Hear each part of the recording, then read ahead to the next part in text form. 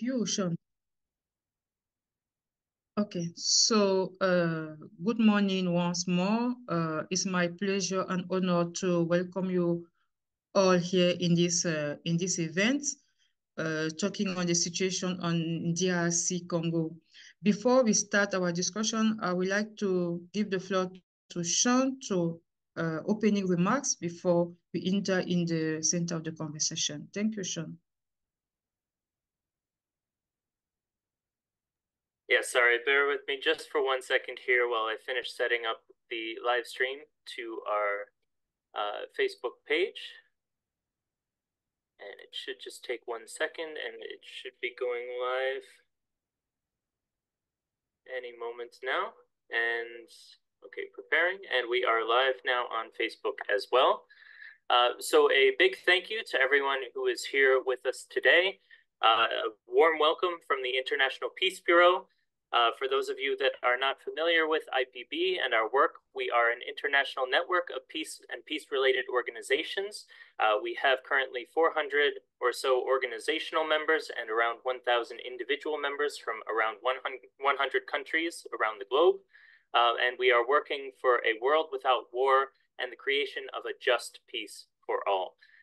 So our webinar today tackles a very important topic when we're talking about this, the situation in the Democratic Republic of Congo, in the Great Lakes area of Africa and in Central Africa, also across the established borders of the DRC.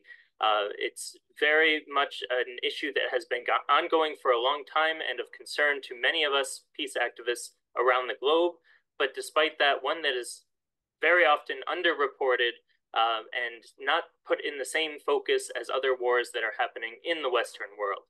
So with that in mind, we really hope our session today can enlighten an international audience into what is happening in these moments in the DRC, what the local activists are doing about it, and how we as a global movement can come together and find ways forward for peace in the region. So without speaking too much further, I just want to thank all of our great speakers today, and Cyril Roland Bétron, who is our central organizer of the event and one of the coordinators of our IPB Africa Network, for organizing this really special event that we can all learn from and use to improve our international activism. So thank you very much. Cyril, back over to you. Thank you very much, Sean. For people who don't know Sean, Sean Connor is the Executive Director of International Peace Bureau based in Berlin. So you have the bios of all our speakers on the, I can imagine that you read the bio, so we will not take time to read it again for you. We have all them here. We will start. We have Yvette, who is Yvette Michigo, is the advocate based in DRC. Let me find quickly maybe some word about our speaker. We have in this call Yvette Michigo. We have Norman Ishingwe, who is a human rights activist and president of Jambo ICL, a process-based organization that has been promoting human rights in Rwanda through civil society since 2008. We have Freddy here, Freddy Bisetsa, who is the founder and executive director of Concern and specialized in economic empowerment of. Cyril, I'm sorry, we're having a tough time to hear you when you turn away from the camera. Oh. I'm posting the links into the chat here, and maybe you can read them from there in order to have the microphone pick you up better. Yes.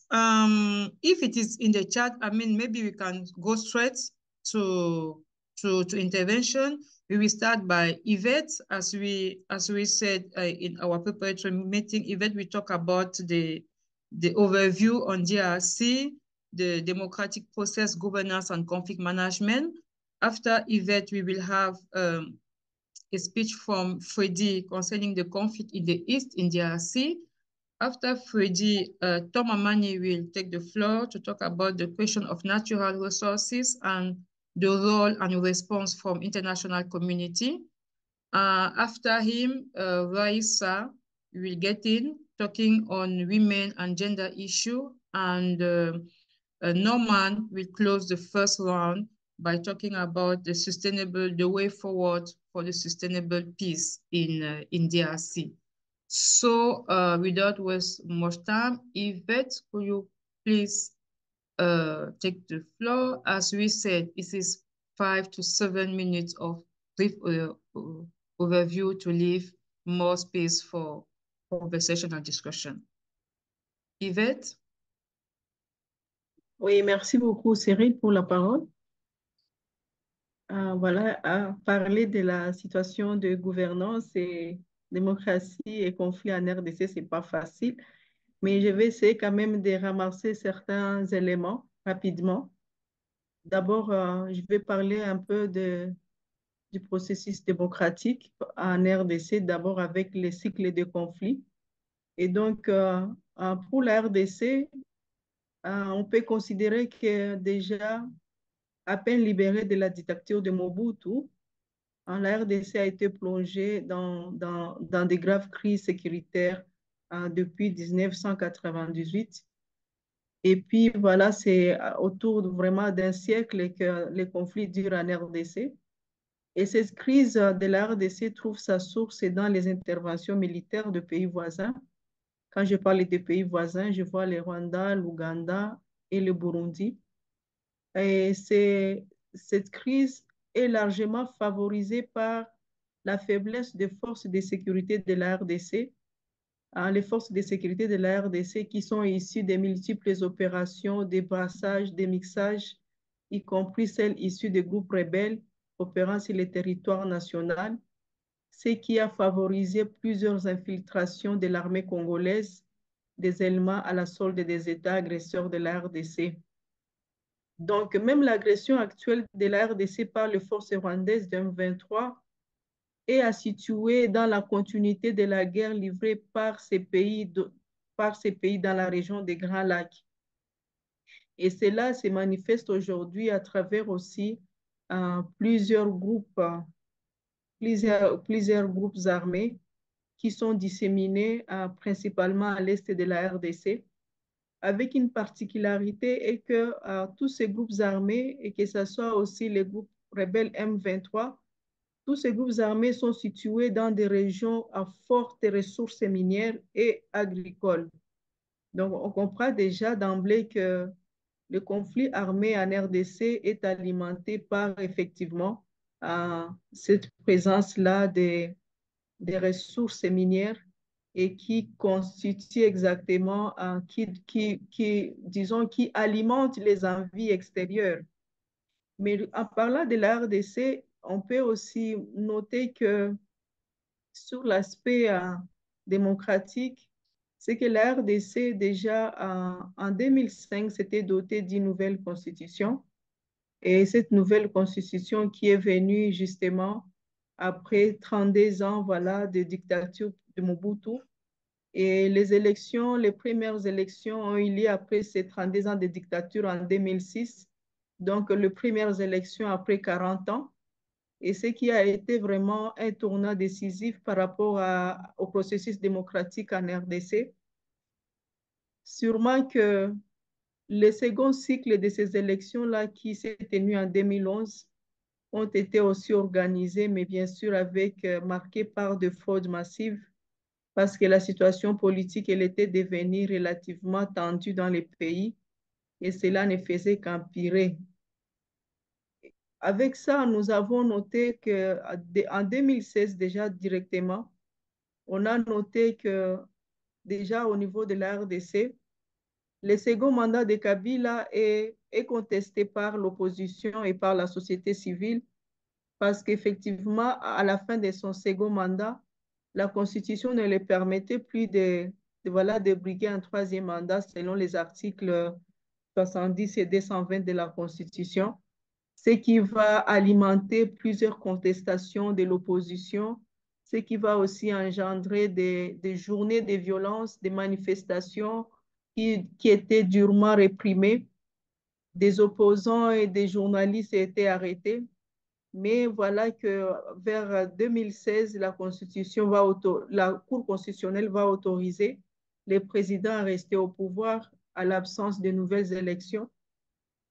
Mais finalement, en septembre, il va y avoir encore voilà, des négociations à la cité de l'Union africaine à Kinshasa, qui vont aboutir à un dialogue auquel, de ces temps-là, l'opposant Etienne Tshisekedi avait refusé de participer. Mais à partir de ces dialogues-là, on va proposer l'organisation des élections en décembre 2017. Et voilà que les élections vont avoir lieu en 2018, ce qui fait le troisième cycle électoral pour la RDC. Donc, depuis le départ de Mobutu, après les 32 ans de pouvoir, le premier cycle électoral était en 2006, le deuxième c'était en 2011, le troisième en 2018, mais qui n'avait pas vraiment respecté les délais constitutionnels parce qu'elles ont été organisées 2 ans après. Mais ces élections-là aussi sont des élections particulières parce que la Commission électorale nationale indépendante va imposer une nouvelle machine à voter qui était contestée par l'Assemblée de la population. Et ces fichiers électoraux ont été contestés avec des électeurs fictifs, ce qui va aussi engendrer aussi beaucoup de manifestations. Même à l'issue des élections, les résultats seront encore une fois contestés. Donc, la gouvernance en RDC, c'est une gouvernance qui fait face non seulement à disons, à cette instabilité-là politique par rapport par rapport au crédit qu'on peut donner aux élections, mais en même temps aussi aux acteurs qui sont là et qui sont plongés dans un système de prédation économique et l'accès inégal des populations aux ressources et richesses nationales. Lorsqu'on regarde la RDC, même depuis même Léopold II, en passant par la période coloniale, les régimes de Mobutu, ça veut dire tous les régimes qui se sont précédés jusque-là ont été caractérisés par la cupidité, la corruption, la violation massive des droits de l'homme et surtout la perpétration de différentes sortes de crimes et qui sont restés impunis. Parce que si nous revenons déjà, même si nous pouvons revenir même à l'accord de Sun City, cet accord qui est venu on dirait, qui a bafoué même le système de bonne gouvernance, parce qu'on se rappellera que l'accord de Sun City est venu après, effectivement, encore une fois, des cycles de violence qu'a connu la RDC depuis déjà que quand Kabila, le père, a pris le pouvoir en 2000, non, en 1997, je pense, oui, c'était en mai, et voulant se débarrasser, voilà, de ses alliés qui l'ont hissé au pouvoir, il y a eu des violences qui ont encore enregistré en RDC. Le pays même a été divisé en deux zones, l'Est et l'Ouest. On a vu plusieurs groupes rebelles qui se sont installés. Encore une fois, on a vu l'armée rwandaise, l'armée ougandaise occuper une grande partie de la RDC. Et voilà que le pouvoir, avec les accords de Sun City, il va y avoir un arrangement sur le partage du pouvoir. Et c'est ce qui va conduire, bien sûr, à une transition de 2003 à 2006. Cette période, elle est particulière pour la RDC parce que c'est une période où on a vu une autre forme de gouvernance particulière, encore une fois, où on a vu un président avec 4 vice-présidents qu'on appelait 1+4, un système qui a été le premier à être exploité en RDC. Et ce système-là, c'est un système, effectivement, pour moi, que je considère comme un système qui a favorisé encore une fois, un aspect voilà, d'impunité, un aspect voilà, de pillage des ressources de la RDC. Parce qu'effectivement, les chefs de guerre et leurs maîtres étrangers avaient accepté de signer ces accords de Sun City parce qu'entre autres raisons, ils n'abordaient pas les aspects économiques liés à l'exploitation illégale des ressources du pays et qui ne remettaient pas en cause leurs privilèges. Et ça a été un élément qui a favorisé voilà, cette exploitation-là illicite des ressources de la RDC et qui a même conduit effectivement à la multiplication des groupes armés d'autodéfense locale qui, voilà, se disaient que, voilà, pour défendre notre territoire, pour défendre, voilà, notre entité, les gens ont pris les armes et voilà comment cela a multiplié le nombre de groupes armés. Comme je l'ai dit précédemment, la particularité, encore une fois, des conflits en RDC, c'est que tous ces groupes armés, tous ces mouvements rebelles sont toujours autour des zones qui sont des zones minières de l'Est de la RDC. Mais il y a quand même une question qu'on peut se poser avec tout ça. Mais comment on peut arriver alors à la consolidation de la paix et un développement dans un contexte aussi émaillé par des conflits, dans un contexte où les acteurs qui sont au pouvoir n'ont pas une totale légitimité de la population, alors il y a quand même un certain nombre d'éléments qui peuvent nous aider à envisager voilà, une consolidation de la paix pour la RDC.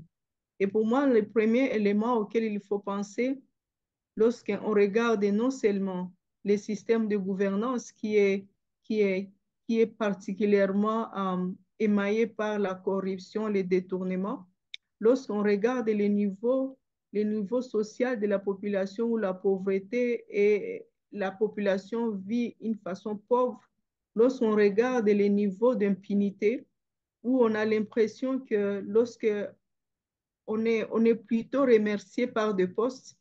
Lorsqu'on regarde le fonctionnement de la justice, il y a lieu quand même de développer certains mécanismes qui peuvent aider aujourd'hui la population congolaise à aller vers le développement. Un autre aspect qu'il faut noter dans les conflits en RDC et qui a un trait particulier avec les systèmes de gouvernance, c'est que à l'extérieur, la tendance est de présenter le conflit en RDC comme un conflit ethnique. Moi, personnellement, je ne vais pas aller sur ce terrain-là parce qu'effectivement, lorsqu'on regarde la configuration de la RDC, d'abord, les Congolais, c'est quelqu'un qui est très accueillant et quelqu'un qui est, au fait, quelqu'un qui est très social. Parce qu'il Effectivement. y a une année, on n'avait pas, voilà, toutes ces différences-là, qu'on était de tel coin, qu'on venait de telle province. Donc, les gens vivaient dans une harmonie. C'est lorsque maintenant les différences liées aux intérêts économiques se sont présentées qu'on a vu certaines personnes se disent, voilà, nous ne sommes pas de votre communauté. On a compris qu'il y a eu beaucoup de manipulations politiciennes tout autour. Et donc, pour Thank aller you. vers Go on, conclude, finish your oui, pour sentence. conclure, alors moi je me dis que la meilleure façon d'aller vers une consolidation de la paix et pour le développement en RDC, c'est d'abord de renforcer l'autorité de l'État sur la partie du territoire national qui est affectée par les troubles, pour ne plus laisser les populations à la merci de bandes armées. Ça, c'est quelque chose de très important. Mais en même temps aussi, il faut qu'on institue un système de monitoring et d'alerte prévenant les événements, la résurgence des conflits.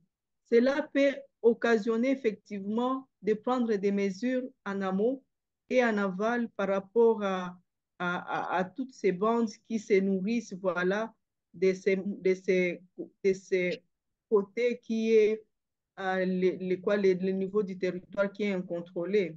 Il y a aussi le renforcement, je me dis, il faut renforcer aussi l'éducation civique par la société civile pour une meilleure compréhension.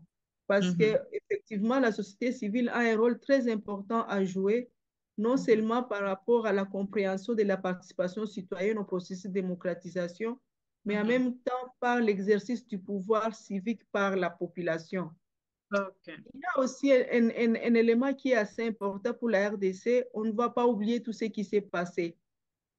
Il faut quand même aussi qu'on rentre aussi dans la justice qui doit jouer son rôle, lutte contre l'impunité. Il y a les rapports mapping qui existent. Ce rapport-là a énuméré quand même un certain nombre de violations au niveau des droits humains, au niveau de la population en RDC, mais qui est resté dans les Merci, tiroirs. Yvette. Nous Oui. allons, we will come back to perspectives and the future at some point in the conversation.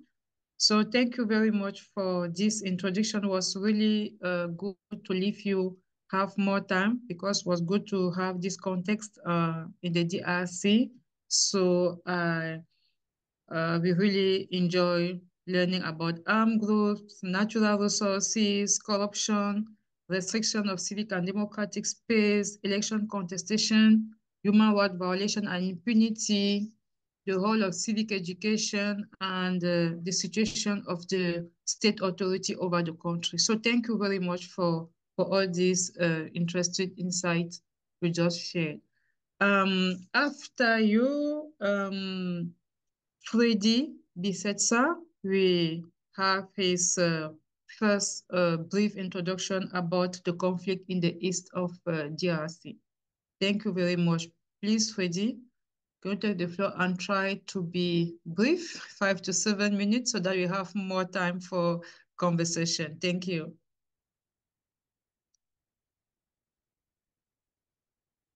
You are muted, Freddy. Will you open your mic? Not now, we can't hear you.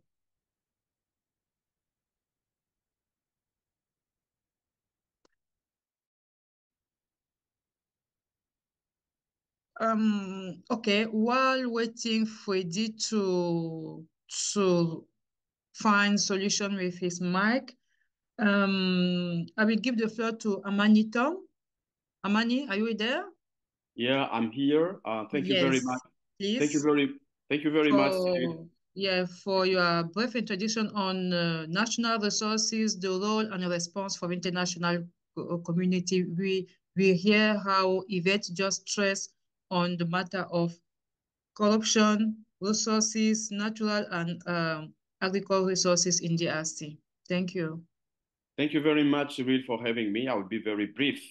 What is happening in the DRC right now is a disaster, a tragedy of the history of humankind, but nobody's talking about it. What is happening right now in the 21st century, I try to look back into history and I see some similarities. When you go back in the 19th century, what happened when there was much demand of the rubber on the market to power the economy of the industry of the revolution of the automobile industry, with all the people who died. More than 13 million people died by that time as a result of the brutal economic exploitation of the natural resources in the DRC by that time is exactly what is happening. It is a repetition of what happened in the 19th century, which is happening right now. And when I try to look at the situation right now, with high demand of the strategic minerals, the abundant strategic minerals that exist in the Congo, and here I specifically talk about the 3 T's, tin, tantalum, and tungsten, and gold. When I see the high demand on the market to power the tech industry, and the transition of the energetic transition, here I want to talk about the cobalt. But in which situation this is happening? It is causing the tragedy. Like Yvette said, the war which is happening in the DRC right now is centered, it is much more economic. It is much more economic, and it is the conflict. The conflict is being fueled by the search of these minerals. When I see the activism of M23 and other armed groups, you will see that it is much more happening in areas with concentration of the minerals. Try to see what happened last year, later 2022, early 2023, what happened in the Kishishe area and Bambo, where the M23 killed so many people. These are in the areas where they just discovered pyrochlore, which is similar to tin and tungsten. These minerals are exactly what is fueling the conflict. If there were no minerals in the Eastern Congo or in the DRC, I'm quite sure that there would be no war happening in the Congo right now. So there's so much time between the conflicts going on and the minerals. So the minerals are at the center. The minerals are fueling the ongoing conflict in the DRC. But unfortunately, it is being characterized by massive violation of human rights. It is brutal economic exploitation, and it is simply devastating what is happening in the Congo. It is causing so many masses of displacement. And when you go near Goma today and seeing how many women, how many children are being forced to flee their areas for people to have control over the mining sites, it is simply devastating and very, very traumatizing. But unfortunately, nobody is talking about it. I'm going to go back to what happened recently a few weeks ago with the EU, with the European Union signing a memorandum of understanding between Rwanda when it comes to exploiting the strategic minerals and sustainable raw materials value chains exploitation. I will say that this is a way of the EU supporting the conflict instead of being on the side of the solution that everyone needs. The economy of war is not profiting the communities in the Congo and in the African Great Lakes region in general. It is instead profiting a small number of people in politics and people pillaging the natural resources of the Democratic Republic of the Congo. So when it comes to recommendations and what I would like to recommend to the EU and the international community, everyone should try to comply with the due diligence. We all know that the due diligence exists. The due diligence guidelines exist, and everyone should comply with them. Make sure they are not sourcing the minerals from areas under control of the armed group, and support the Congolese government in these efforts, which are already put into place in terms of tracing, in terms of traceability, and putting into place a clear and transparent supply chain of the minerals.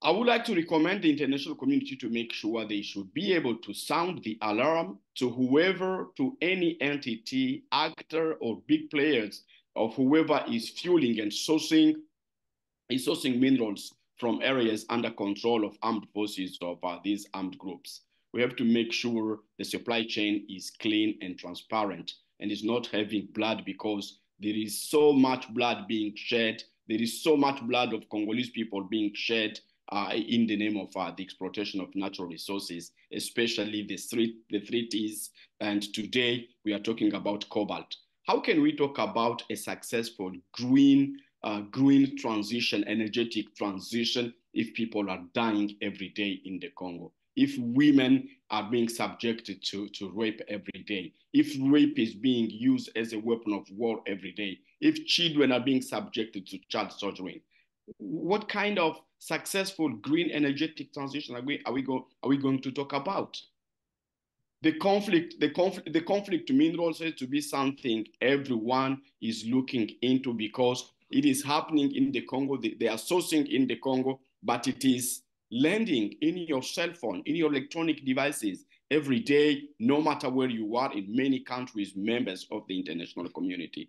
I would like also to make sure why the international community is not sanctioning actors who are playing roles in the ongoing disaster in the Congo, in the ongoing tragedy in the Congo. Why the international community is not sanctioning those people, no matter their position, but I'm sure there should be sanctions. I would like to recommend the international community to ensure that economic policies should be human rights based and should be human rights centered. But if economic policies are just being made to favor one country or to favor some other countries, and making sure Congolese people are being killed every day, blood is being shed every day, forcing people to be displaced every day because of these minerals, that is not being honest, and that is not playing the role the international community should be playing. I will say that there are already established traceability and due diligence efforts which started in the Congo a few years ago, but we don't see the international community, and especially the EU, playing a role in supporting these efforts and make sure the minerals and the strategic minerals become a blessing for the Congolese people and the entire rest of the world. We know that we not stop the entire world sourcing the minerals from the Congo, but it has to be under a peaceful environment, benefiting the people of Congo and not forcing masses of people to leave their homes every day. What happened in Kishishe, I always come back to that in Kishishe and Mbao, was simply because the M23 wanted to have control over a new mining of pyrochlore, which was discovered there. And reports from UN experts, from the UN expert group, and report from the UN Joint Office for Human Rights, they are available and you can read them, and we can send you more other reports from independent research group showing how the M23, backed by Rwanda, supported by Rwanda right now as we are having this call, have been causing human rights atrocities. What is happening in the Congo is a silent Holocaust, and we have to talk about it, and the world must know what is happening. That's briefly what I wanted to share this morning. This similarity between what happened in the 19th century with King Leopold II, resulting in killing more than 13 million people. And today, at the 21st century, because of natural resources, how many people are dying? More even than that. Thank you, Paul. Thank you very much. I know you are very passionate with that. Thank you very much. Please share different links in the chat so people can have more information. If you have any links, please share them in the chat while we are having this conversation, so that people can have more information and also can ask more questions and make the conversation be really rich. Okay, now is it working? Are you okay now with your headset? Can you say hi? Can you hear me now? Yes. Okay, Freddy, you have now, we want to hear more about the conflict himself in east of DRC. What is it all about? Thank you very much to take like short time to give a brief introduction about the conflict in the east. Thank you. I'll also express myself in French to allow maybe... en fait, c'est aussi difficile de pouvoir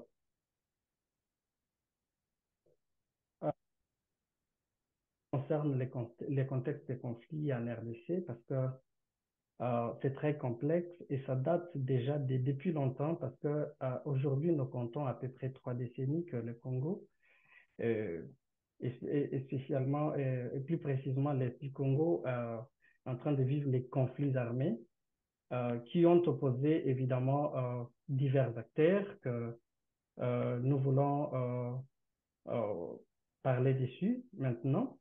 Son contexte étant complexe, il peut être scindé en deux. Le premier étant interne et le second étant externe.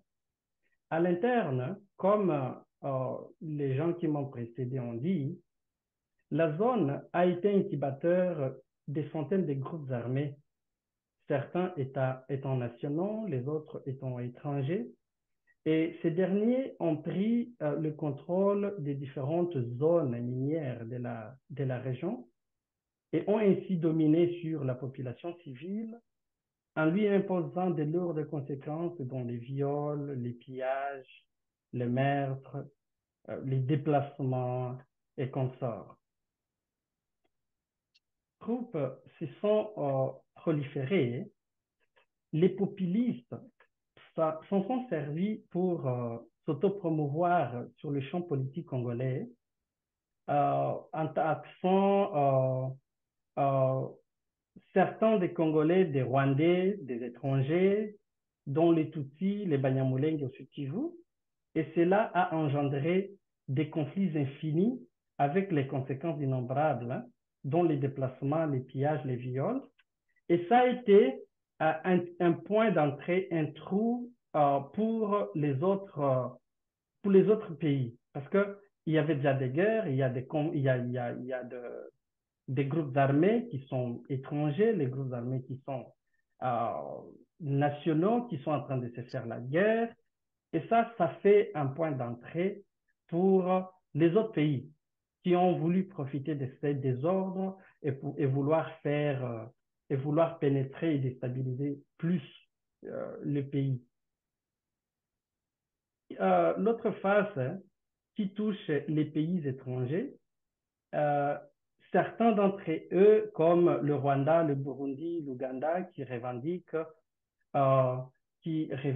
de poursuivre leurs ennemis qui sont au Congo. Là, je vais dire par exemple, en 1994, quand les ex-phares du Rwanda, du président Habyarimana,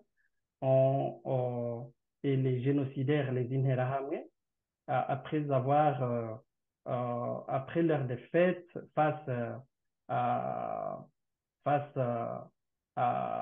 au FPR, se sont réfugiés au Congo. À l'époque, c'était encore les Zaïre. C'est le même cas pour les ADF de l'Ouganda qui se sont aussi réfugiés après leur défaite avec le président Museveni. Après s'être installés au Congo, ils n'ont pas été désarmés. Ils ont continué aussi à faire des massacres, des pillages, aussi voulu occuper des zones minières et les exploiter et ainsi voulu aussi dominer. Ils ont aussi voulu dominer sur la population congolaise. Et tout ça, ça constituait aussi des points d'entrée des pays étrangers qui en ont fait des motifs pour pénétrer le pays. Et c'est la raison pour laquelle, et c'est la guerre que nous avons vécue en 1996, c'est la guerre que nous avons vécue en 1998. Et là, je ne vais pas revenir sur les conséquences que les Congolais sont en train de subir depuis toutes ces guerres-là. Mes collègues en ont parlé. Et là, il y a des millions de morts déjà enregistrés. Il y a des millions de réfugiés à l'étranger. Il y a des millions de déplacés au Nord Kivu comme au Sud Kivu. Il y a déjà des villages qui sont des centaines de villages détruits. Et là, avec des conséquences connexes. Aujourd'hui, on est en train de vivre encore une guerre qui est très féroce au Nord Kivu, et une autre guerre qui est aussi très féroce au Sud Kivu, qui est en train d'opposer les Maï Maï contre les Banyamulenge. Il y a aussi les M23 contre les gouvernements. Et ces deux, ce sont des guerres qui ouvrent des brèches aux pays étrangers qui viennent sous des motifs qu'ils fondent sur leurs propres intérêts. Et ainsi, vous allez trouver qu'actuellement, il y a la communauté est-africaine qui a quitté les pays l'année passée. Et il y a aujourd'hui la SADC, ils sont du côté du gouvernement. Il y a aussi d'autres mains invisibles qui sont en train aussi d'attiser le feu et soutenir les groupes armés de part et d'autre. Et c'est ainsi que les conflits ne cessent. Et puis, sur tout ça, ce que je vais dire, c'est que ça pèse toujours sur les civils congolais. Au Nord Kivu, on ne peut pas innombrer les conséquences que sont en train de vivre les gens là-bas. Et au Sud Kivu, c'est la même chose.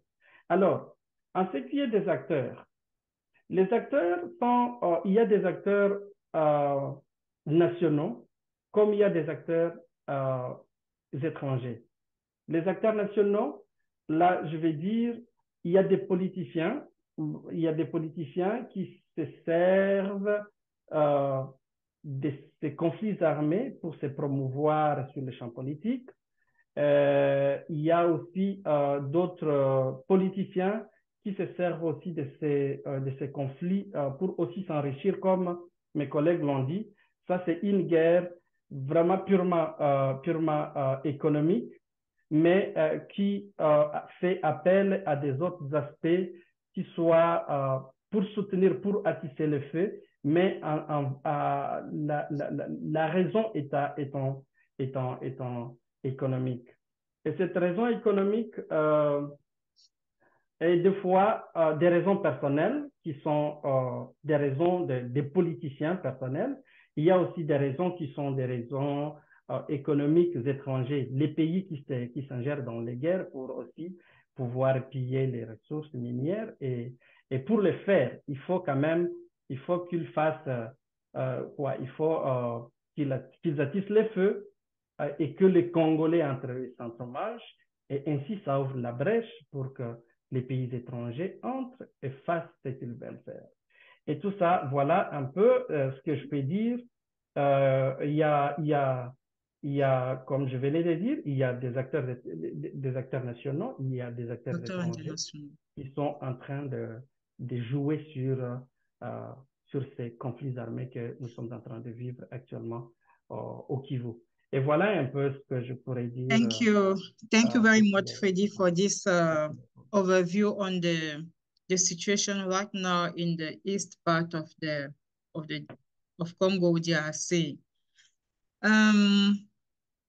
The role of national or the international actors, we will come back to all this information. Is it, Raisa, are you ready to take the floor now to share about women and gender issue in DRC? Raisa? Raisa. Okay.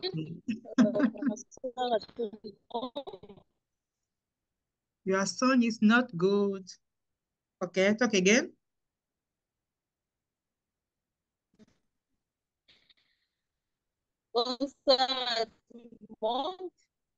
I think Raisa can put her video off to increase the quality of. Raisa, ok, tu peux désactiver ta vidéo comme ça. Ah, ok. Si tu essaies, ça va marcher. Là, ça va? Ouais. C'est mieux. C'est mieux que tout à l'heure. C'était trop cassé. Ok, d'accord. En parlant de conflits et comment ces conflits affectent les femmes et les genres en RDC, je vais d'abord parler de ces rapports des OCHA du dernier trimestre de l'an 2023 qui a indiqué qu'au début de l'année 2023, plus d'1,5 million de personnes se sont nouvellement déplacées en RDC et ces chiffres portent un total à plus de 6,38 millions de personnes qui se sont déplacées en RDC. Et pour ces statistiques, on comprend que les femmes, selon OCHA, représentent 51% de la population déplacée. Donc, aussi, plus de 80% des déplacements sont dus aux attaques et affrontements armés. C'est vrai, actuellement, la plus grande attention est orientée au Nord Kivu, avec la guerre entre l'armée de la RDC et la rébellion du M23. Mais il faut dire aussi qu'il y a d'autres conflits qui sont rapportés ici au Sud Kivu, là où je me trouve, parce que moi je suis du Sud Kivu, mais également à Ituri. Et ces conflits sont sous plusieurs formes. Donc, l'Est de la RDC reste le plus touché par ces conflits.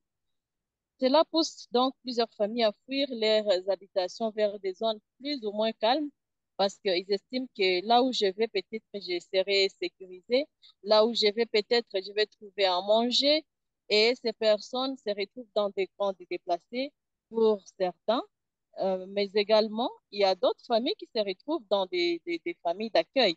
Et ces familles d'accueil, malheureusement, sont aussi affectées par une pauvreté aiguë qui caractérise notre pays. Là, les femmes subissent plusieurs sortes de violences et vivent dans des conditions inhumaines avec leurs enfants.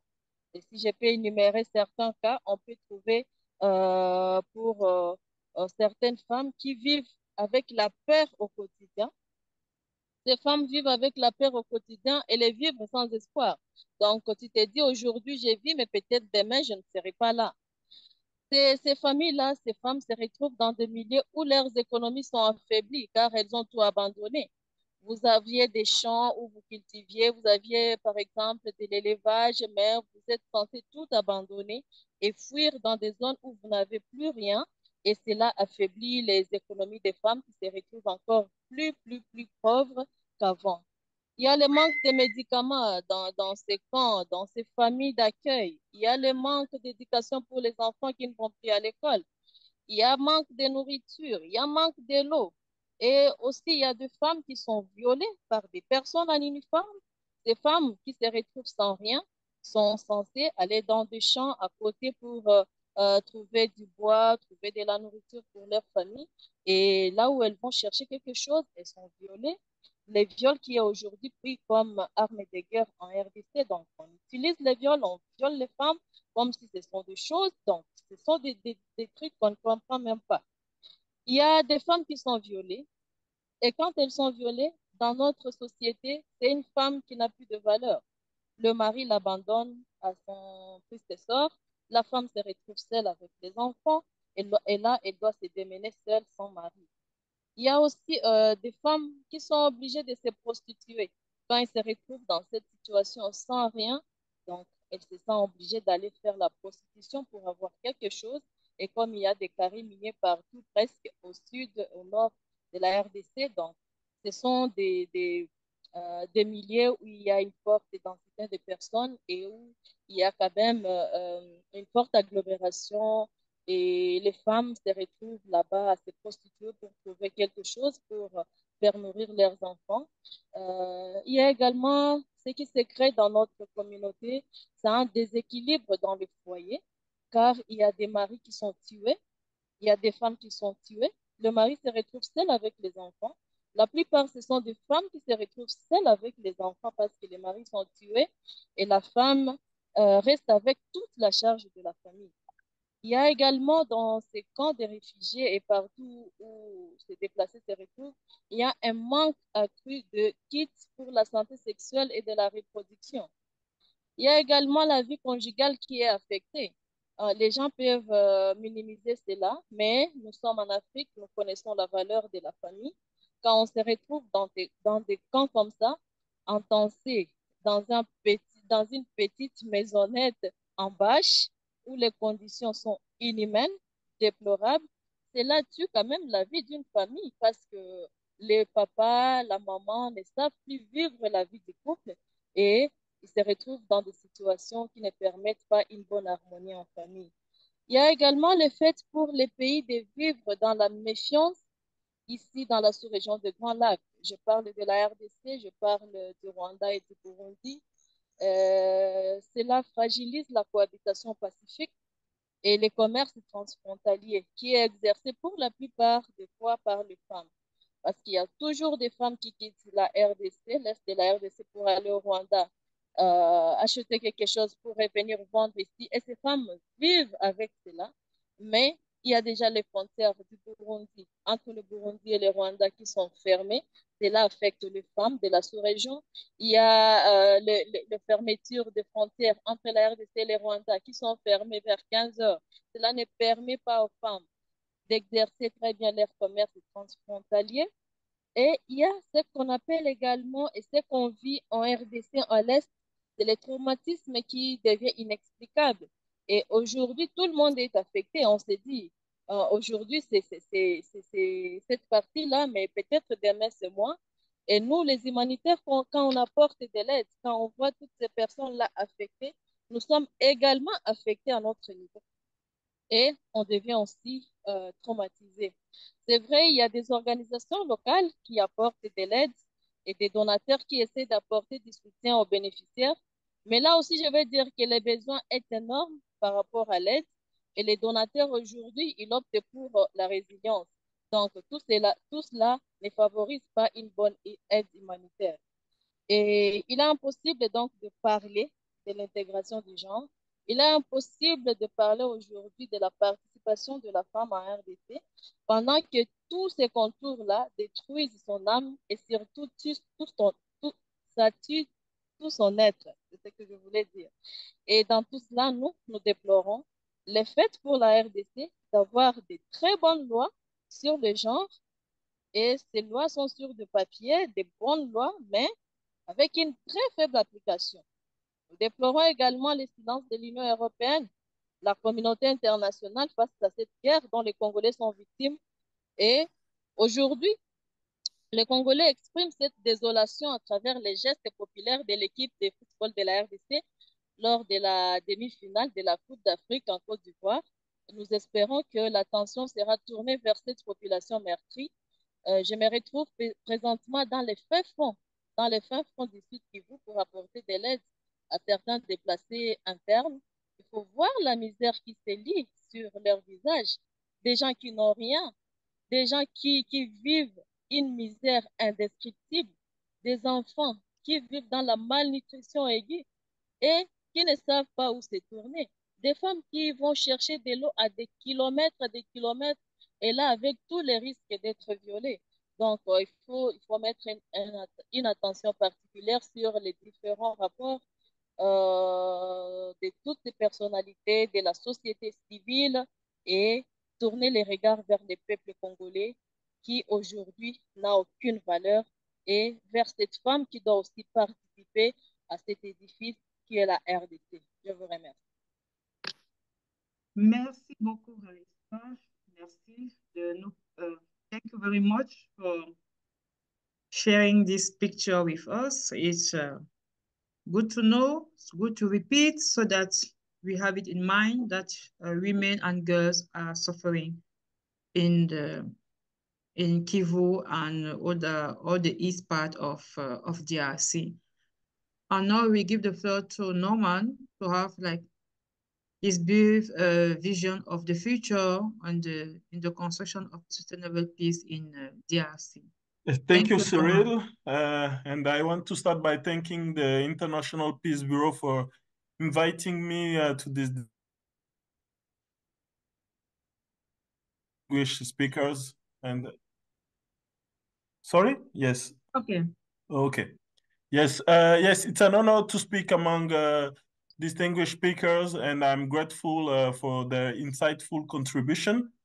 Given our focus on the Eastern DRC, I will continue in French to more aptly address these francophone countries' challenges. C'est avec beaucoup d'humilité vraiment que je voudrais aborder le sujet qu'on m'a confié d'introduire aujourd'hui, qui est celui de la construction de la paix durable. Nous sommes confrontés à un défi de taille qui, malgré des décennies d'efforts soutenus, demeure en grande partie non résolu. La simplicité n'est pas de mise, autrement notre échange d'aujourd'hui n'aurait pas lieu. La paix, avant tout, ce n'est pas que l'absence de la guerre. La paix se fonde sur la justice, le droit, le respect mutuel, la souveraineté ou encore la coopération. Les 30 dernières années ont été témoins de diverses initiatives, des processus multiples, des sommets, des feuilles de route, médiation. Et actuellement, beaucoup évoquent le processus de Luanda et le processus de Nairobi. À mon sens, ces initiatives, bien qu'intéressantes, sont déjà des échecs, car elles offrent des solutions à court terme sans s'attaquer véritablement aux racines profondes des problématiques. Et donc aujourd'hui, je voudrais aborder 4 piliers cruciaux qui, à mon sens, constituent le socle d'une paix durable. Pour commencer, permettez-moi donc de vous parler d'un premier pilier fondamental qui est celui de la justice, et plus précisément la justice transitionnelle. Le Haut Commissariat des droits de l'homme des Nations Unies a affirmé dans son dernier rapport sur la RDC que, je cite, la justice transitionnelle est cruciale pour briser le cycle perpétuel de violence qui sévit dans le pays. Cette affirmation s'aligne avec les propos de Denis Mukwege, prix Nobel de la paix. Par ailleurs, en janvier 2023, le gouvernement donc de Félix Tshisekedi s'est engagé à structurer, à coordonner l'implémentation de mécanismes de justice transitionnelle en RDC. C'est un engagement fort qu'il faut soutenir. Mais le dernier rapport sur le nombre de victimes donc le plus récent concernant la RDC, date déjà de 2008, hein, le rapport le plus sérieux en tout cas, et il révélait déjà 5,4 millions de décès, classant cette crise comme la plus dévastatrice depuis la Deuxième Guerre mondiale. Et on peut également s'imaginer l'ampleur de l'escalade depuis ce dernier rapport. Pensez également à la proportion de la population congolaise qui a survécu à cette tragédie et qui a perdu un frère, une sœur, une mère, un père. Et donc, face à une telle situation, si cette population n'est pas considérée, respectée, écoutée, elle ne sera pas en mesure d'accepter une paix qui serait perçue comme injuste. Donc, face à cette complexité, quelle justice pouvons-nous engager? Quelle justice pouvons-nous envisager? Ça doit être une justice qui doit inévitablement s'appuyer sur un équilibre entre les tribunaux nationaux et les tribunaux internationaux, nécessitant donc une initiative et un soutien robuste en termes politiques, en termes diplomatiques, financiers et logistiques des institutions et partenaires internationaux de la RDC. La base de cette justice existe déjà. Il s'agit du rapport mapping élaboré par des hauts experts du Haut Commissariat des Nations Unies, du Haut Commissariat aux droits de l'homme des Nations Unies. C'était déjà en 2010. Et ce document documente minutieusement les atrocités commises en RDC entre 1993, 93 et 2003. Cependant, la partie de ce travail identifiant les auteurs présumés reste censurée, même 14 ans après sa publication. Donc, il est temps que la communauté internationale fasse preuve de courage, non seulement en rendant public ces éléments du rapport mapping, mais aussi en soutenant la création d'un rapport complémentaire qui couvrirait les 20 dernières années. Seule une démarche, en tout cas une telle démarche, pourra jeter les bases d'une réconciliation véritable et d'une paix durable. Évidemment, je suis conscient que le temps judiciaire est long et le chemin sinueux, mais une paix ne saurait pas attendre la fin de ce temps.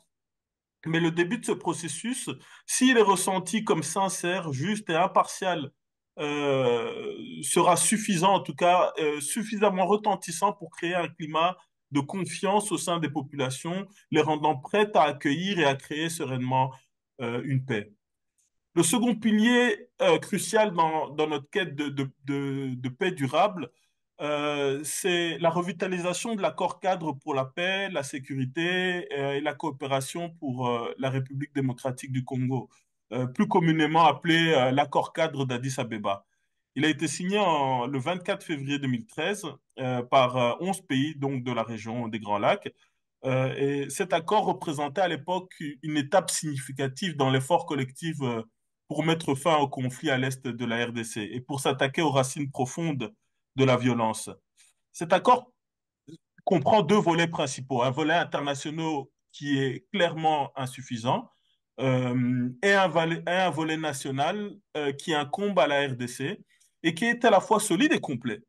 Il met en lumière la nécessité des réformes profondes dans 6 secteurs clés qui sont celui de la sécurité, l'autorité de l'État, la décentralisation, le développement et les services sociaux de base, les institutions étatiques et les finances, ainsi que donc un dernier volet qui est celui de la réconciliation, tolérance et démocratisation. Sous la présidence de Joseph Kabila, peu de progrès tangibles ont été observés dans l'application de ces réformes. Cependant, sous le leadership actuel de Tshisekedi, malgré les critiques concernant la lenteur des progrès, nous devons quand même reconnaître une certaine bonne volonté et des avancées positives. Des messages d'engagement et de volonté de réforme se font entendre de la part du gouvernement, suggérant une orientation donc dans la bonne direction. La construction d'un État fort en RDC, s'appuyant sur des forces de sécurité loyales, républicaines, professionnelles, solides et dignes de confiance, est fondamentale. C'est la priorité des priorités. Il est impératif de surmonter les excuses habituelles avancées par certains acteurs internationaux qui hésitent à soutenir la RDC, arguant d'une mauvaise gestion interne. Ces réticences servent souvent les intérêts d'acteurs régionaux adverses, comme le régime rwandais, qui cherche à affaiblir la RDC. Il est essentiel que le gouvernement de Félix Tshisekedi continue de promouvoir et d'appliquer ces réformes indispensables, non seulement pour le bien-être de ses citoyens, mais aussi pour affirmer une souveraineté stratégique, libérée de l'influence de ceux qui prétendent agir dans l'intérêt de la RDC, y compris des partenaires tels que la Chine, avec laquelle la RDC entretient un partenariat stratégique sur les minerais.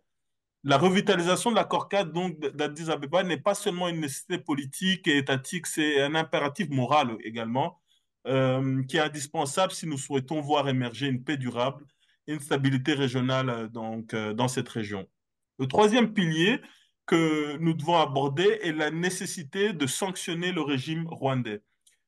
C'est une étape critique pour adresser les problématiques de l'Est de la RDC.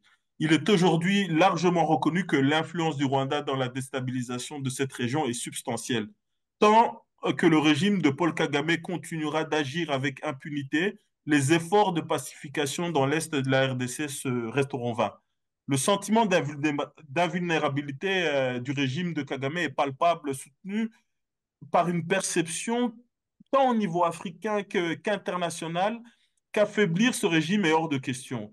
Le Rwanda bâtit son aura autour de trois piliers qui sont celui de le contrôle des ressources minérales stratégiques de l'Est de la RDC par le Rwanda, le rôle du Rwanda comme gendarme de l'Afrique via des accords bilatéraux et des contributions significatives aux forces de maintien de la paix de l'ONU, et l'instrumentalisation de la tragédie du génocide contre les Tutsis au Rwanda comme un levier moral et politique. Il est temps que la communauté internationale inverse cette tendance. Malgré 30 ans d'incursion, de soutien à des groupes rebelles responsables de crimes et atroces, 30 ans de pillage des ressources congolaises, le Rwanda n'a fait face à aucune sanction significative. Cette absence de répercussions est difficilement compréhensible, surtout lorsqu'on observe que l'image internationale du Rwanda et sa collaboration avec bon nombre de pays semblent non seulement intactes, mais en amélioration depuis le début de la crise du M23. Donc, imposer des sanctions contre au Rwanda euh, pourrait adopter, en tout cas, peut prendre plusieurs formes, hein, et pourrait s'avérer très efficace, en tout cas si on y met l'énergie nécessaire.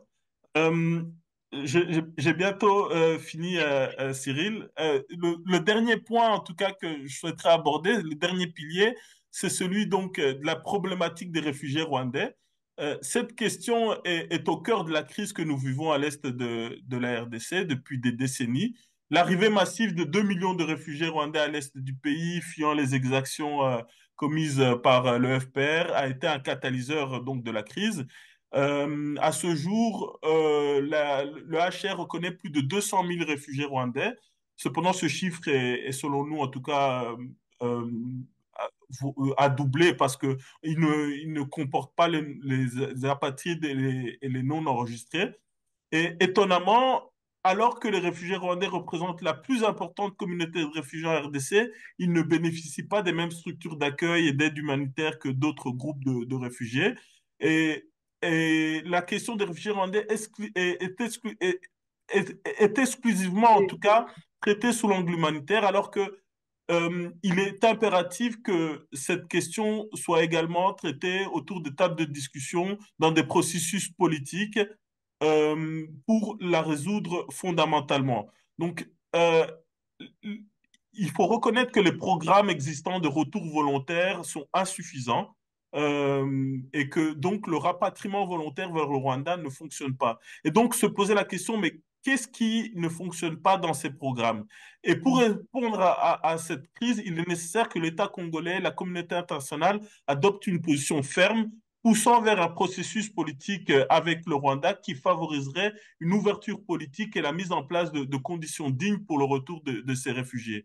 Il est essentiel d'insister sur les besoins d'ouverture, de dialogue inter-rwandais hautement inclusif qui permettra de résoudre donc ces problèmes et notamment d'inclure tous les acteurs de la société et notamment même les FDLR qui ne peuvent pas être éternellement diabolisés et ignorer leur existence ne résoudra pas les problèmes qui persistent. Voilà. Donc, dernière, juste pour terminer, Cyril, donc la crise à l'est de la RDC qui a débuté en 1994 avec l'exode de 2 millions de réfugiés ne trouvera sa résolution que lorsque les obstacles politiques érigés par le régime de Kigali auront été levés. Merci, j'espère que je n'ai pas été trop long. Non, pas du tout. Merci beaucoup. C'était bien tout ce que vous avez dit. Thank you very much for this clear point about the role of the Rwanda in the crisis in DRC. Yes. Now we are inside the conversation. If there is a chat, if you want to, you can add your question in the chat, or you can raise your hand to take the floor while waiting for people to jump in. I will maybe ask a question here about because we are strengthening in the role on the role and the response of international community to put pressure and sanction on Rwanda. But we noticed a recent agreement with EU, with European Union, with Rwanda recently about minerals, about something about MOU, about something in Rwanda and related to mineral. One of the speakers, do you want to share something about it or to give your comment about that? Because it was like, there's no mineral in Rwanda. How could you sign a MOU with Kagame about minerals? And we have this debate before. I would like to hear from you. What do you think about it? Do you think that is a way to worsening the situation, or to have something maybe good? I don't know how far, but somebody want to comment? I can make a comment on that. Yes. I can make a comment on that. We Go on. really don't understand. We completely don't understand. The Congolese people do not understand how come that the EU could sign such an MOU in the middle of an ongoing crisis, talking about sustainable way of dealing with raw minerals in the African Great Lakes region and building infrastructure to work on those minerals inside Rwanda, where we know that abundant reserve of those minerals are in the Congo. And they specifically talk about strategic minerals, which includes tin, tungsten, gold, and somehow in the MOU they talked about lithium. So we really don't understand. So help us reach out to the EU and ask them what's going on. What's going on? Tons of researches have been conducted about the localization of the minerals in the African Great Lakes region, and we know what is where. So signing this MOU in the middle of a crisis like what is going on in the eastern part of the DRC, nobody's understanding. It is ununderstandable, while we know that the crisis is much more economic and centered on the minerals aspect of the conflict. Thank you very much, Tom. Yvette, are you there? I want you to comment on impunity. In your intervention, you talk about the problem with impunity in DRC since many decades now. Do you find a clear way about how we can deal with this impunity? I mean, no man just talk about transitional justice, but maybe as human rights activists, you have another vision, or you see things differently, or can you share your thought about impunity in DRC? After your answer, Sean will take the floor. Yvette, are you there? Oui, je suis là. Ce qu'il faut d'abord considérer, c'est que le système d'impunité de la RDC est lié non seulement au système de gouvernance, mais en même temps, il est lié aussi au conflit que vit la RDC. Parce que le conflit que vit la RDC a favorisé beaucoup aussi les systèmes d'impunité à travers les différents accords qui ont été signés entre les gouvernants et les groupes rebelles ou les groupes qui se sont solidarisés avec les rebelles. Donc ça aussi, c'est un point assez important d'ignorer qu'il y a un lien entre les conflits en RDC et le système d'impunité. Lorsqu'on voit, par exemple, comment est justifié les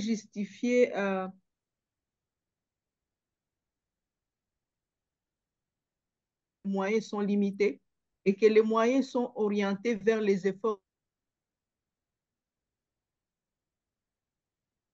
Yvette, priorité. sometimes, Oui. La priorité reste donc, voilà, de mettre fin à une guerre. Or, mais en même temps aussi, il y a tous ces seigneurs de guerre qui sont là. Mais l'impunité en RDC aussi est liée aussi au fait qu'il y a beaucoup de personnes, des acteurs politiques qui occupent aujourd'hui des positions d'être des intouchables. Des intouchables tout simplement parce qu'ils favorisent à maintenir celui qui est au pouvoir et à lui donner tout.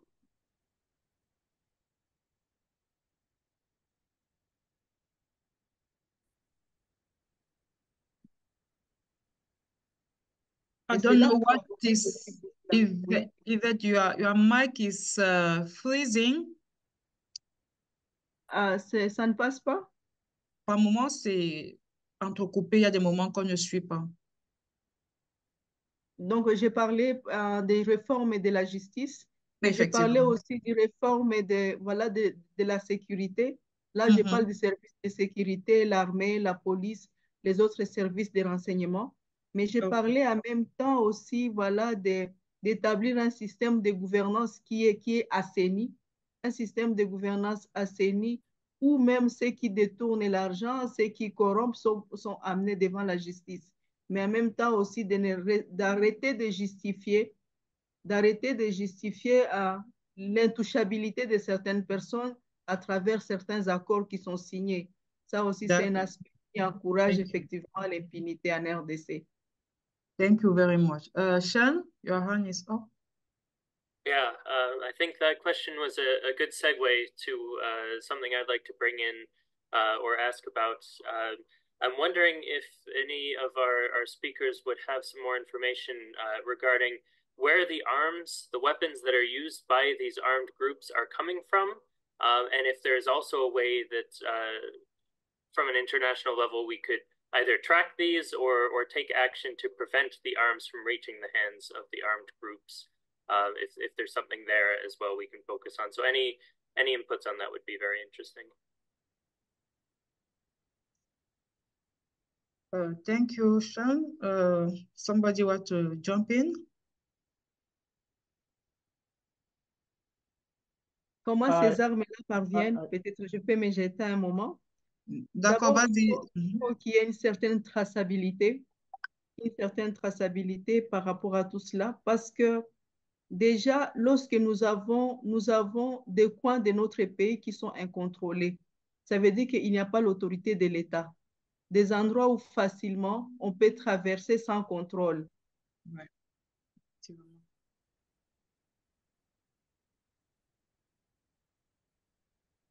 Yvette, are you there? Un aspect qui a été abordé depuis longtemps aussi, c'est que les populations locales aussi ont favorisé aussi ces entrées-là de ces armes-là, ont contribué avec la complicité qu'ils ont eue avec certains chefs rebelles. Nous n'allons pas omettre ici toutes les accusations qui ont été portées aussi sur certains éléments de l'armée régulière qui, à un certain moment, se sont balancés vers les ennemis de la République. Donc, il y a plusieurs entrées, non seulement lorsqu'on contrôle une partie du territoire, facilement on fait entrer les armes sans contrôle. Mais en même temps aussi, certaines populations locales ont contribué en ne dénonçant pas ces entrées-là, ces coins-là, mais en même temps aussi, les services de renseignement n'ont pas joué leur rôle. Ça, c'est un aspect, voilà, de cette alimentation-là par ces armes, par rapport à tous ces groupes. D'accord. Thank you. Tom, you want to jump in? Yeah, and a few months ago, I'm sure it could be last year. The UN Secretary General mentioned that the M23 was having more sophisticated weapons than even the UN mission in the Congo. So if a rebel group is more equipped in terms of weapons than the UN mission, which has been in the Congo for over 20 years. So you understand that they are officially supplied in weapons by countries. By countries. Okay. Une petite précision également pour renforcer ce que Amani vient de dire. C'est en effet, la MONUSCO a révélé il y a quelques semaines avoir reçu donc ces drones ont été ciblés par une arme sol-air et ainsi que un grand nombre d'armes modernes de construction chinoise ont été retrouvées et qui proviennent de stocks qui appartiennent donc aux Rwandan Defense Forces, donc l'armée rwandaise. Là, je parle des armes qui ont été retrouvées du côté du M23. Donc, on voit l'origine des armes sophistiquées dont Amani vient de parler. Thank you very much for this. Do we have another hand? Because I have to look too many screen. Okay. But while waiting, there's a point we didn't talk about. It's about MONUSCO. As we know, MONUSCO is preparing to leave the country. I don't know, Raisa, what is your thought about that? Since we know that the situation is worsening, the women situation there. What's your thought about the MONUSCO that will be leaving the country in? It's this year, I think. They have to leave they are leaving, I think, the DRC. Raisa? Raisa? Je ne sais pas si je suis entendue. Oui. C'est vrai que la MONUSCO est en train de partir. On s'étale un peu pour la population parce que la population estime que la MONUSCO n'a pas vraiment aidé. Peux-tu parler un peu plus fort? On ne t'entend pas bien. Je dis ceci, la MONUSCO, c'est vrai, elle est en train de partir. Et pour la population dans plusieurs régions, elle salue cette initiative parce que la population trouve que la MONUSCO n'a pas vraiment aidé. Après toutes ces décennies, plusieurs exactions se sont passées. C'est vrai que la première responsabilité, c'est l'État congolais qui doit agir en premier avec son armée, mais aussi la MONUSCO est venue pour, c'est vrai,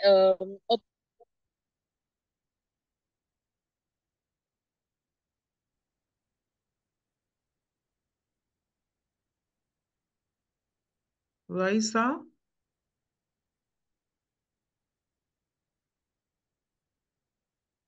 Raisa? We lost Raisa. Okay. Do you have, maybe we can go to closing remarks now. To speak first, do you want to share last, to take 1 or 2 minutes to give, Sean, do you want to say something? Okay. That's great. Better the speakers do. I will now hand the floor to speakers so that they can have their closing remarks since there are no more questions in the chat. We can start by Freddy. You want to say last word before we close? Thank you so much. Un peu sur la question de la prolifération des armes légères avant de dire le dernier mot. C'est que les armes légères se sont proliférées à l'est du Congo et non pas seulement par en provenance des pays étrangers, même aussi à l'intérieur du pays.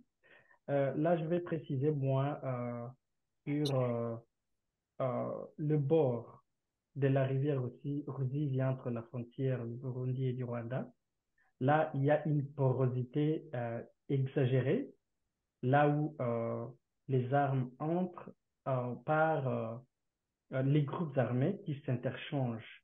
Les groupes armés des deux pays, soit le pays du Burundi, le pays du Rwanda, le Burundi et le Congo, les groupes armés des deux pays s'interchangent. Et c'est ce que mon collègue vient de dire là.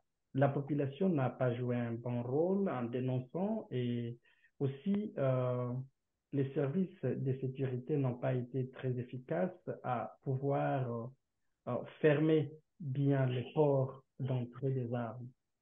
Et voilà, ce que je pourrais dire, c'est, pour finir, c'est juste dire merci aux organisateurs de cette et aussi faire une recommandation à notre gouvernement. Ma recommandation consiste à promouvoir l'autoprise en charge. Donc, tous ces problèmes-là, Promouvoir quoi? l'autoprise en charge. OK, OK. Il faut que notre gouvernement s'autoprenne en charge. Il faut que la société civile s'autoprenne en charge.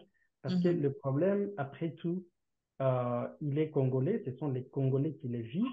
Et ce sont les Congolais qui doivent s'élever pour mettre fin à ces tragédies que nous sommes en train de vivre. Et c'est vraiment assez.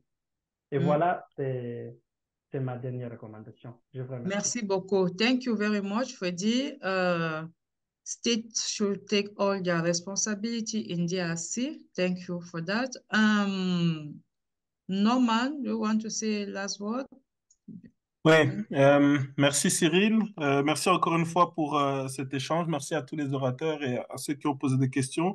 Je conclurai uniquement en revenant sur la question qui avait été posée par rapport à l'Union européenne, parce que c'est en effet la réaction et la décision de l'Union européenne de signer avec le Rwanda en pleine crise est incompréhensible. Mais pour moi, en fait, elle est très significative et démontre en fait la relation de la communauté internationale avec la RDC. Il y a une journaliste belge qui avait écrit un article dont le titre était Le Congo n'a pas d'amis. Et je pense que les Congolais et le gouvernement congolais doivent vraiment le comprendre. Toutes les solutions qui sont avancées aujourd'hui comprennent le soutien et l'intervention de pays étrangers, de la communauté internationale. Et c'est ce qui conduit en fait la communauté internationale à ne pas respecter la souveraineté du Congo et l'intégrité du Congo. Quand l'Union européenne signe avec le Rwanda en pleine crise sur le minerai, c'est un problème de souveraineté et d'intégrité du Congo. Et je pense que tant que le Congo n'aura pas, en tout cas, passé ce pas en se montrant capable de défendre ses intérêts et d'avoir un rapport de force solide, non pas seulement avec le Rwanda comme ils le font aujourd'hui ou avec l'Ouganda, mais également avec les grandes nations que sont l'Union européenne, la Chine, etc. Tant que ce ne sera pas le cas, le Congo continuera à être exploité. Merci. Thank you very much. Congo do have friends, I think that. So how this friendship is managed, and maybe we should work on it. I'm seeing a insisted hand from Padek. Could you maybe like 30 seconds because we are about to close? Who is Apadek? Please quickly because we are closing.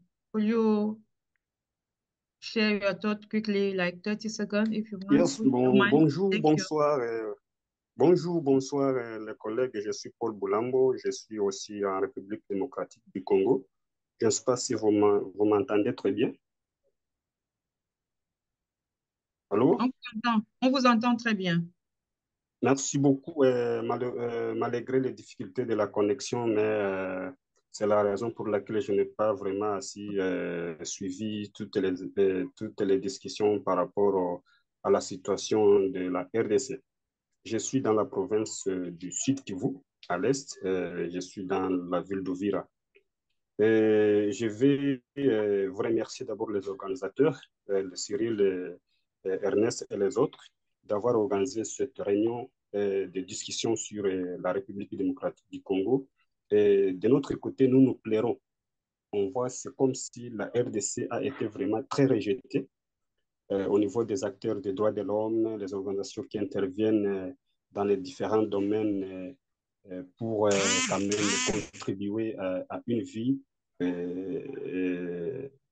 valable, normale au sein de la population congolaise. Et je vais juste citer par rapport à la situation et par rapport aux défenseurs des droits de l'homme. Vous savez, malgré les violences, les conflits, la guerre qui s'observent dans notre pays, les défenseurs des droits de l'homme, ils sont très, très victimes lors de leur descente sur le terrain, en train de collecter les informations sur les violations des droits de l'homme. Et ça, si en cas ils sont victimes, et ils sont vraiment très difficiles quand ils sont victimes des arrestations, des tortures, ils sont dépourvus des espaces dans lesquels ils peuvent partager les informations avec des organisations qui interviennent dans les domaines, avec des espaces comme ceci que vous venez de créer aujourd'hui. Nous les saluons. Et je pense que c'est le début et ça ne serait pas la fin. C'est un espace qui va nous permettre de partager les informations, de partager la situation sur laquelle la population congolaise est victime. Et par rapport aussi à les passages des armes, je vais aussi toucher là-bas. Les passages des armes, vous savez que la partie de l'Est de la RD Congo a été dévastée par les différents groupes armés étrangers. Par rapport à ces groupes armés étrangers qui s'installent dans la partie Est, et ces groupes étrangers qui collaborent avec les groupes armés locaux et qui s'entraident des armes. Il y a même des officiers, hein? Il y a des officiers de groupes armés, des éléments des FARDC qui quittent les rangs avec toutes les munitions. Ils ne les laissent pas. Ils partent dans la brousse avec toutes ces munitions. Et c'est ça qui aide à ces groupes armés en train de se battre, en train de violer, en train de tuer, en train de faire déplacer les gens ou la population. Et qui fait les victimes de la population de la RDC. Merci beaucoup. Je vous remercie. Et à une autre occasion, on serait vraiment très content de vous rencontrer. Merci beaucoup. Thank you. Thank you that's what from Tom, please, quickly. Tom, look at Yvette. Can you take the floor quickly for the last word? Yvette is not here. Maybe I'm seeing. Oui, je suis là. Ah, okay. Oui, je suis là. Voilà, c'était aussi pour saluer effectivement cette initiative et ces partages d'informations. Et aussi, j'espère que ces partages d'informations vont aider à hausser la voix des milliers de Congolais et qui comptent beaucoup sur les lobbies au niveau international par rapport effectivement au retour de la paix en RDC, mais en même temps aussi de continuer à soutenir toutes les actions de la société civile qui ont un rôle important à jouer, non seulement dans le maintien du système démocratique en RDC, mais en même temps aussi des renforcements de la gouvernance participative à travers toutes les dénonciations qui peuvent être faites, mais aussi l'accompagnement de la population. Yvette. Des synergies d'efforts. Thank you very much, Yvette. Raissa, could you close this by your word? Raissa, your last word, please. Raissa, Mrs. Raissa, where are you? Apparently, we lost Raissa somewhere. So that's it. Thank you very much. Thank you very much, Norman, Freddie, Yvette, Raissa, Thomas. I think we all agree that it was a very good and good discussion. Really thank you to give your time for this. I will let you close, so don't worry. You will close the meeting. I just want to thank them and to say, and to call all of us here to really think about what is happening in DRC. People are dying. in DRC, human rights situation is very appealing, so we can do what we can everywhere we are. So thank you very much. So Sean, will you give the last word and close the meeting?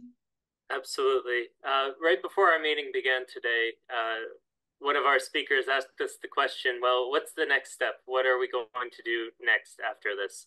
I don't think we have a final answer yet, but today's conversation provided a lot of important information and insights into planning those next steps.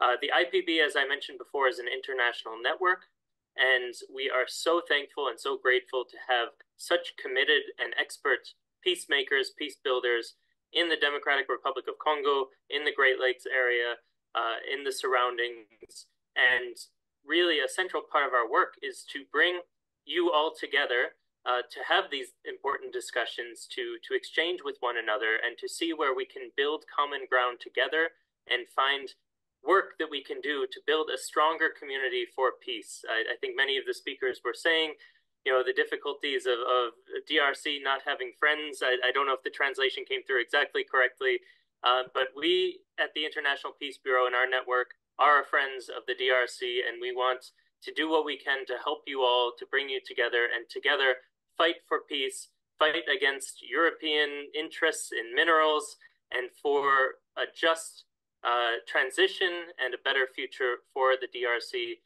and the people within, so that there is no more violence, especially gender-based violence within the country. And so together, I do believe there are many steps that we can take together, and we will continue to work on those and invite you all to join us in that. I'm going to post my contact information into the chat, as well as the general IPB contact information. So anyone who is interested, please feel free to follow up with us. And I think we will continue in the coming weeks and months to take action together. So thank you again, and with positive and hopeful ideas for the future. Thank you, thank you, thank you, thank you. Bye-bye.